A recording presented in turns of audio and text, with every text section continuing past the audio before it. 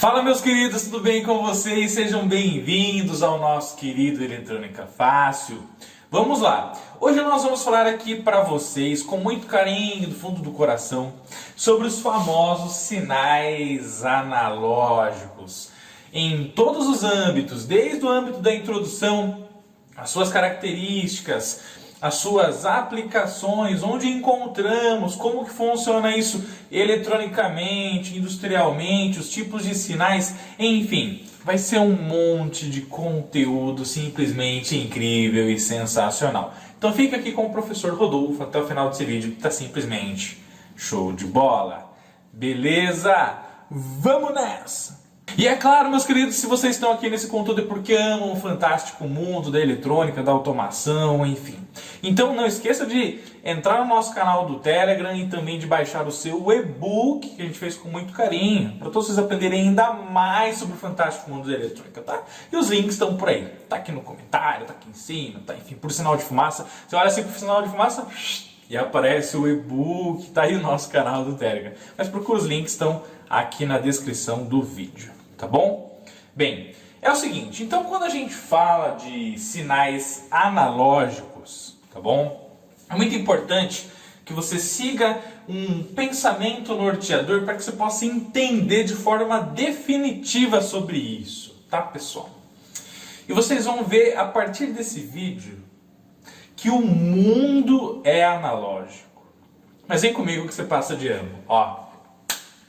Quando a gente fala de sinal analógico, a primeira pergunta que vem na mente de todo mundo é assim: Professor Rodolfo, mas o que é esse bendito sinal analógico? Resposta. Pessoal, quando eu estou gravando esse vídeo aqui com vocês, tem luz aqui, não tem? Tem a luz aqui do luz central do estúdio, tem a luz natural, tem luz que eu posso colocar e acender focada, por exemplo, aqui na estação de solda, para fazer uma aula de soldagem e retrabalho para vocês, ou outros circuitos, montagem no protoboard. E a luz, ela pode aumentar e diminuir dependendo de inúmeras condições. Inclusive, no decorrer do dia, a luz natural ela vai aumentando ou diminuindo. Legal, outra situação. Às vezes eu venho aqui, ó, falo, ó, e aí pessoal, tudo bem? Fala galera, tal. Então a amplitude da minha voz no decorrer do vídeo, dependendo ali da situação, da sensação do professor Rodolfo, tal, ela vai aumentando e diminuindo no decorrer do tempo, né? Tem hora que a gente se empolga, tal. Então a amplitude ela também varia no decorrer do tempo, no caso da voz, né? A temperatura ambiente, tipicamente dependendo também da estação do ano, né? Apesar de que, com a teoria do aquecimento global, as estações estão basicamente teoria e prática, né? As estações do ano elas estão mudando no decorrer do tempo, mas, né? Tipicamente lá no inverno a gente tem um frio muito maior, no verão um calor muito maior no decorrer das horas e minutos do dia, enfim. Se chove, muda, se está nublado, muda. Então a temperatura no ambiente é algo que tem a sua amplitude com inúmeras mudanças no decorrer do tempo, né? Assim como, por exemplo, a umidade do solo. Quando você pega e analisa a umidade de um solo, lá de um sistema de plantio, da agricultura, de cultivo, e está muito tempo sem chover, solo seco, umidade extremamente baixa. Aí vai lá, daquele pancadão de chuva, né? E chove lá pra caramba, e aí a umidade sobe, e aí tem a irrigação forçada, né, do cultivo para que as plantas possam nascer, crescer e tal, né, evoluir e as pessoas colherem os produtos que chegam nas nossas casas. E o solo, a umidade do solo também varia constantemente no decorrer do tempo, tá? E aí, pessoal, existem múltiplos outros exemplos que a gente poderia dar, né? E o que acontece? O sinal analógico, então, para você anotar aí, respondendo a nossa lista de exercícios que você pode baixar lá no nosso grupo do Telegram, tá bom? Que eu mandei lá. O sinal analógico é aquele que, no decorrer do tempo, ele pode possuir inúmeros valores de amplitude da variável que a gente está analisando, tá bom? Então, por exemplo, se eu estou analisando a variável temperatura, é aquilo que a gente falou, inúmeros valores de amplitude térmica no decorrer do tempo. Tá? Imagina, por exemplo, que eu estou pegando uma placa eletrônica, pode ser essa placa aqui, ó, que é uma interface aí para sensores industriais, e eu estou fazendo a soldagem dela, tá bom? Então aqui, por exemplo, tem o pré-aquecimento da ilha de solda, aqui encostei definitivamente, subiu, soldei e aqui retirei. E aí o que aconteceu? Aqui coloquei de novo o ferro rapidamente para arrumar alguma coisinha lá na soldagem eletrônica. Ou seja, a temperatura da placa, do terminal do componente da ilha de solda está variando no decorrer do tempo, de acordo com a minha aplicação. Então o sinal analógico é aquele que representa inúmeros valores de amplitude de qualquer tipo de coisa que você está analisando no decorrer do tempo. Tá? O humor é analógico. Por quê? Porque uma hora você está bem humorado e fala, oh meu Deus do céu, professor Rodolfo, de novo outra lista de exercício, cara. Pelo amor de Deus, mas é para o seu próprio bem, tá? Ok?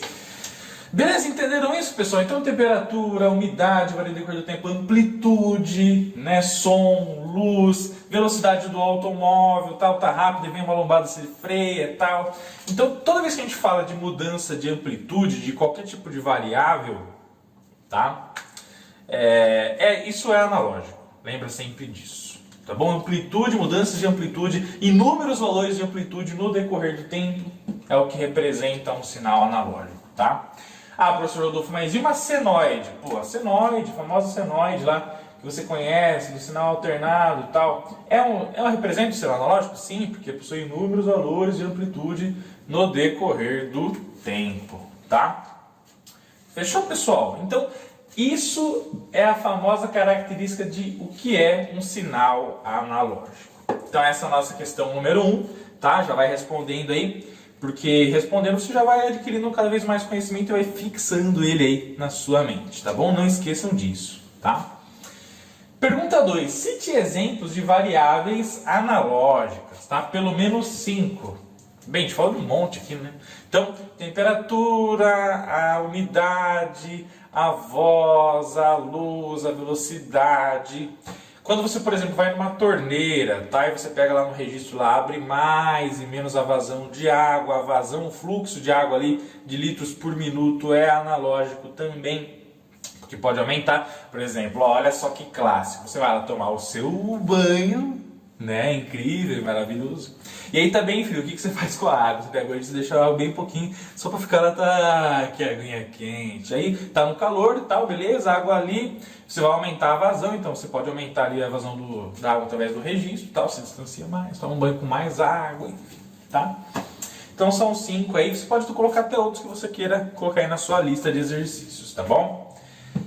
Item número 3 e 4, isso é polêmico, tá? Por que é polêmico? Porque basicamente as pessoas elas têm algumas dificuldades de entender a diferença técnica de transdutor e sensor. Qual é a diferença de, por exemplo, de um transdutor de luz e um sensor de luz? A diferença de um transdutor de temperatura e um sensor de temperatura. E aí, você sabe a diferença?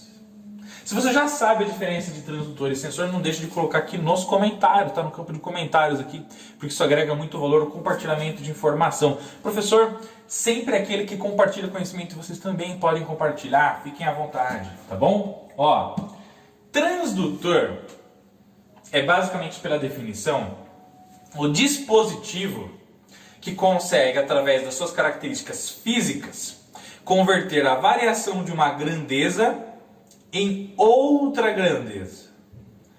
Ô Rodolfo, você tá de brincadeira, né? Eu tá aqui para simplificar, você está complicando. Fale mais sobre isso. Vamos lá. Ó, imagine o seguinte. Imagine que eu tenho um transdutor de luz. Se eu tenho um transdutor de luz, quer dizer que a variável que ele está mapeando ali é a luz. Agora, de acordo com a variação da luz, ele vai ter que então transformar numa variação de uma outra grandeza. Por exemplo, o famoso LDR. O que é o LDR mesmo? O LDR ele é um transdutor de luz, tá? Ele é um resistor que depende de luz. Ou seja, quanto mais luz você coloca sobre, basicamente, o top dele, sobre a parte superior dele, que tem as placas fotossensíveis, quanto mais luz, menor é a resistência elétrica. E quanto menos luz, maior é a resistência elétrica. Ou seja, ele se comportou como um transdutor, porque o transdutor é aquele equipamento, dispositivo que converte uma grandeza em outra. Tá? Conseguiu compreender isso? Por exemplo, o famoso PT100.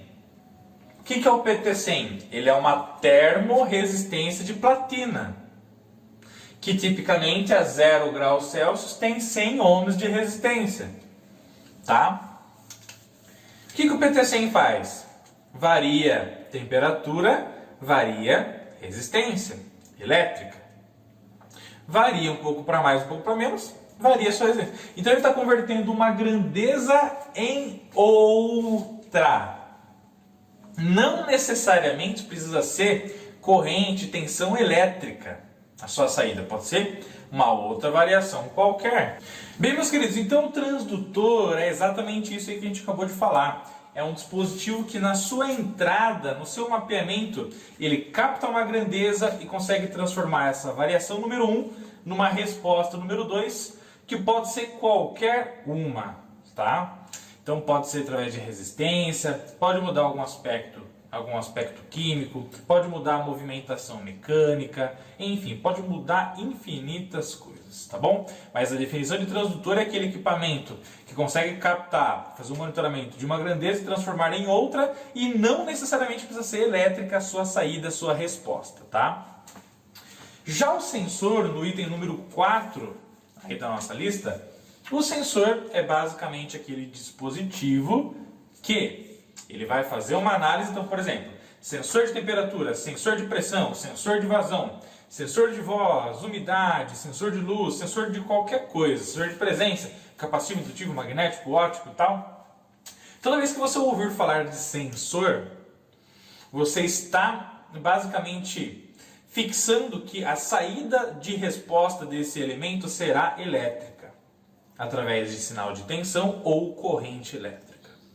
Tá? Então, por exemplo, sensor de temperatura vai mapear a variação térmica e vai sair um sinal de tensão ou corrente. Obrigatoriamente. Se é sensor, é isso. Então, por exemplo, se eu falar assim, ó, eu tenho um sensor de vazão. Pô, então ele vai monitorar litros por minuto e vai me responder eletricamente isso. Se eu estou falando de transdutor de vazão, ele vai monitorar a vazão e vai responder de alguma maneira. Agora, não quer dizer que vai ser elétrica. Essa é a diferença, tá? Tá. Mas a pergunta é a seguinte, todo sensor precisa de uma base de transdutor? Tipicamente sim, porque o sensoriamento depende do funcionamento do transdutor. Então, por exemplo, vamos supor que eu crio um acoplamento lá de sensor de temperatura e uso um PT100 para fazer o mapeamento da temperatura, tá? O que acontece? O PT100, ele é um transdutor, naturalmente. Por quê? Porque a partir da variação térmica, ele varia a sua resistência, e aí, beleza. Só que ele sozinho não emite tensão e corrente elétrica. O que você precisa fazer? Você precisa pegar o PT100, acoplar num condicionador de sinal que vai verificar a variação resistiva dele e gerar uma saída de 0 a 10 volts ou 4 a 20 mA para um CLP, um controlador lógico programável ou um microcontrolador, enfim, o dispositivo que for ler esse sinal, fazer a sua interpretação térmica e gerar um resultado para o processo, tá? Então, no caso do PT100, transdutor, para ele virar sensor, eu preciso colocar ele num circuito e o circuito gerar uma resposta elétrica para nós, tá bom? Então lembra, sensor de capacitivo, indutivo, magnético, óptico, leu, detectou aquilo que ele está mapeando, detectou, vai gerar uma saída elétrica. Essa é a diferença de sensor para transdutor, tá bom? Então, todo sensor precisa de um princípio de transdutor, mas para ser transdutor não precisa ser sensor. tá bom? Lembra sempre disso, tá? Bem, item número 5. Quais são as saídas típicas que os sensores analógicos eles podem responder na sua saída, tá? Então ele está mapeando uma grandeza, ele vai responder em forma elétrica para alguém ler esse sinal, seja um microcontrolador, seja um CLP, seja uma placa embarcada, um Arduino, Raspberry Pi, um SP32, enfim, tá?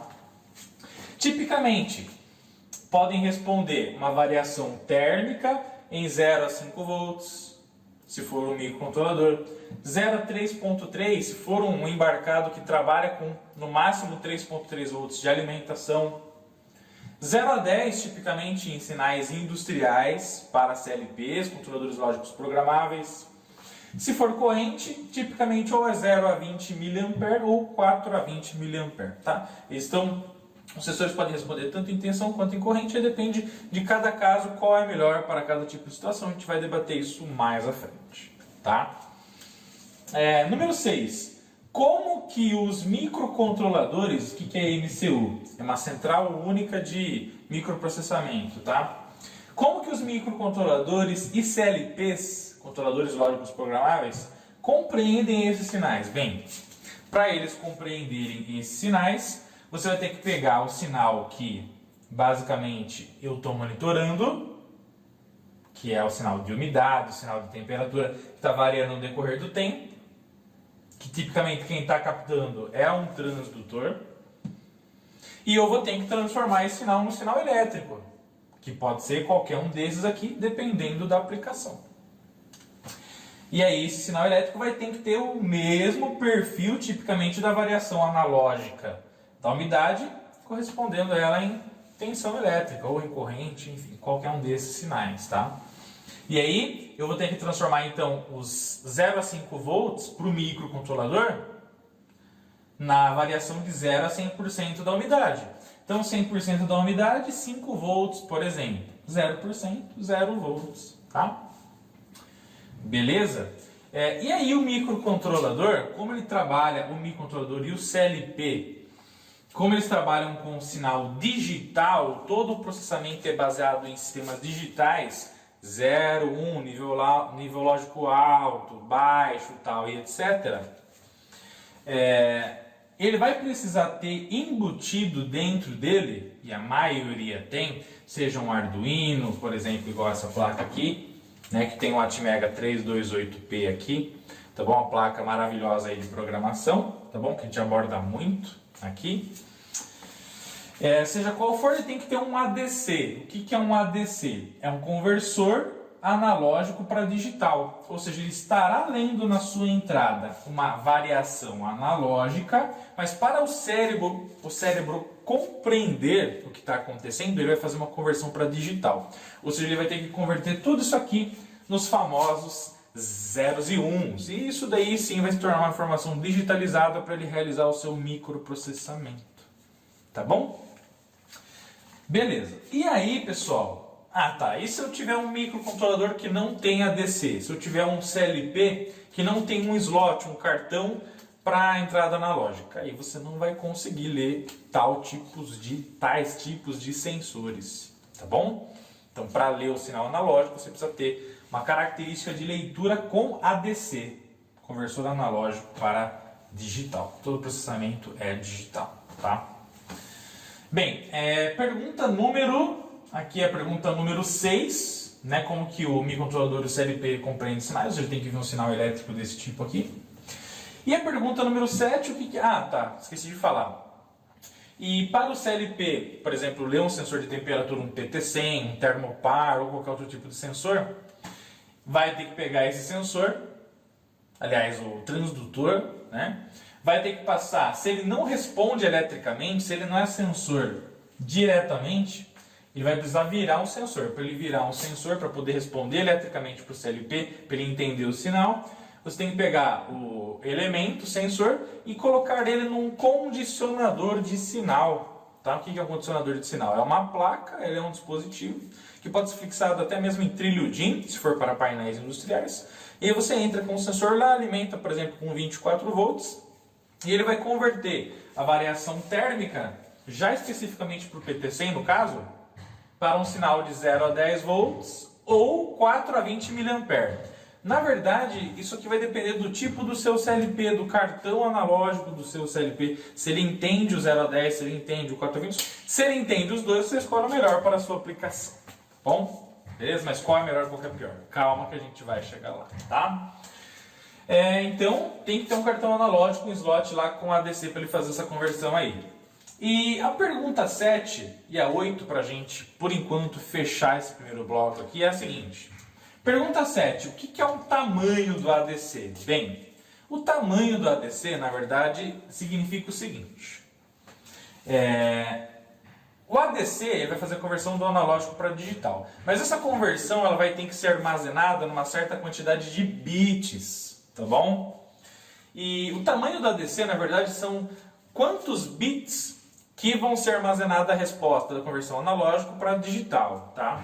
Então, por exemplo, você encontra conversores ADC de 8 bits, de 10 bits, de 12 bits, 16 bits, quiçá até mais bits, tá bom?